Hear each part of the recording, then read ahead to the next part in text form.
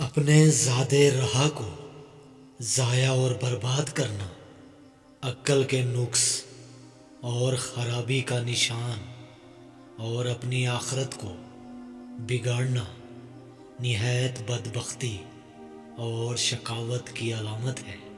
بے شک تقوی ایک ایسا مضبوط اور محفوظ گھر ہے کہ جس کے رہنے والے بھی خراب نہیں ہوتے، اور جو بندہ اس کی پناہ لے اسے کوئی نقصان پہنچا نہیں سکتا۔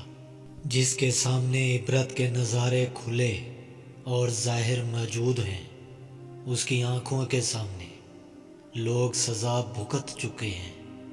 بے شک اس کو تقوی اور پرہیزگاری شباہت میں پڑھنے سے باز رکھتی ہے۔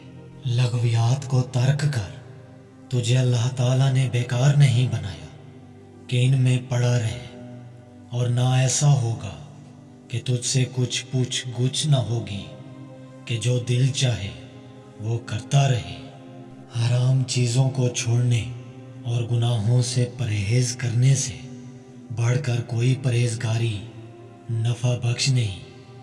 جس بندے میں پرہیزگاری نہیں، اس کے دین کی کوئی حفاظت نہیں۔ پرہیزگاری دین کی اصلاح کرتی ہے، نفس کو محفوظ رکھتی، مردانگی کو زینت دیتی ہے، جبکہ لالچ نفس کو داغدار کرتی ہے اور دین کو بگاڑتی ہے۔ عورت میں بچے کے لیے دودھ نہ آئے تو شہد میں کلونجی اور میتھی کے دانے ڈال کر عورت کو کھلائے، دودھ آنا شروع ہو جائے گا۔